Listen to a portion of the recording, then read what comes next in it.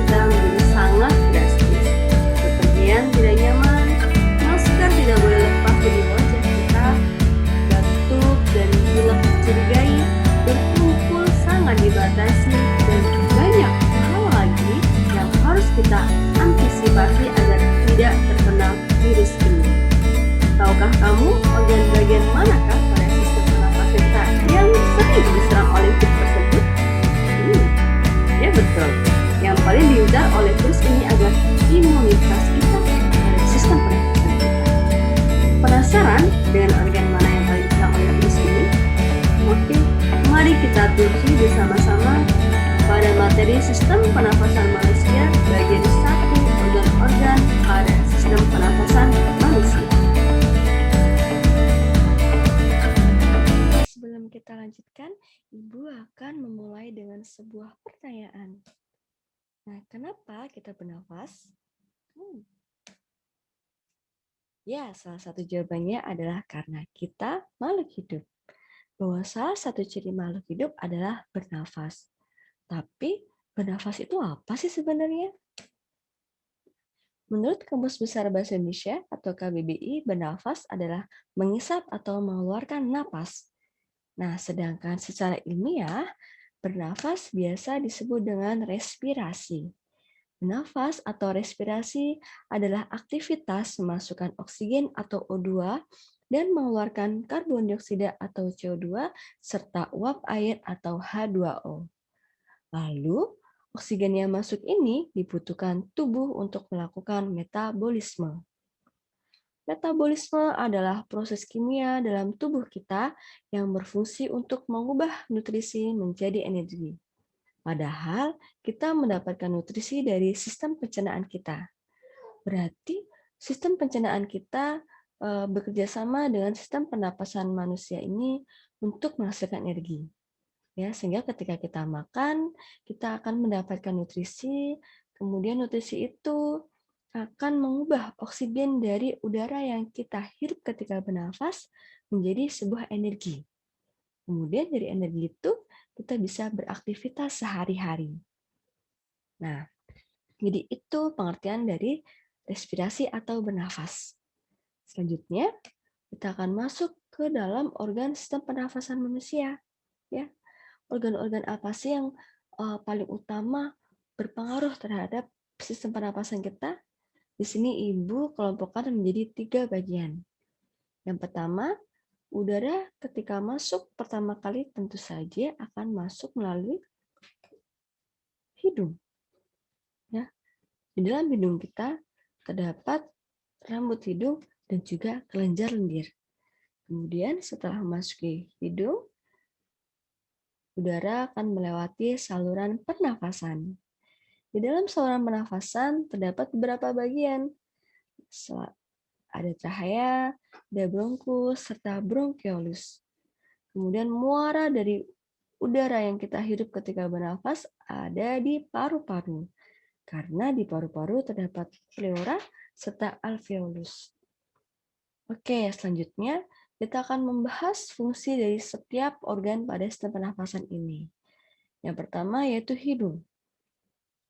Pada hidung terdapat rambut hidung, di mana rambut hidung ini berfungsi untuk menyaring udara sehingga kotoran tidak masuk ke dalam paru-paru.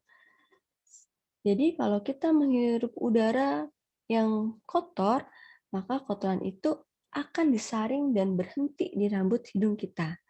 Kemudian kotoran itu akan diapakan? Nah, oleh kelenjar lendir, kotoran-kotoran yang sudah disaring akan diatur kelembabannya. Nah, jadi kerjasama. Ketika di saluran pernafasan ini terdiri dari trachea, bronkus, dan bronkiolus. Trachea ini tersusun atas cincin tulang rawan dan terdapat silia atau rambut halus. Sama halnya di rongga hidung, pada trachea juga terdapat rambut halus. Cuman ada beberapa perbedaan fungsi di antara keduanya. Silia berfungsi untuk menyaring udara dan benda yang masuk. Bedanya ketika di trachea, benda yang masuk itu bentuknya ukurannya jauh lebih kecil daripada benda yang tersaring pada rambut hidung. Salah satu contoh benda yang tersaring pada silia trachea kita adalah virus. Ya, secara reaktif ketika virus masuk sampai tenggorokan kita atau trachea kita, manusia akan memberikan reaksi dengan batuk yang biasa kita sebut dengan batuk kering, ya. Namun ketika dengan batuk kering tidak bisa mengeluarkan virus ini, maka secara reaktif juga tubuh kita akan mengeluarkan zat antibodi dalam bentuk sel darah putih yang melawan si virus. Nah, ketika antibodi ini menang melawan si virus, maka virus ini akan berubah menjadi lendir yang kita keluarkan melalui batuk berdahak seperti itu. Nah, kemudian pada trachea juga terdapat epiglotis atau tekak yang berfungsi untuk membuka dan menutup saluran pernapasan. Ketika kita bernafas, maka trachea akan membuka. Ketika kita sedang tidak bernafas atau biasanya sedang makan, maka si epiglotis ini akan menutup saluran pernafasan kita. Dengan dasar ini, kita tidak boleh makan sambil bicara. Karena ketika kita makan sambil bicara, si epiglotis ini dia akan kebingungan. Dia akan menutup saluran pernapasan atau membuka saluran pernapasan.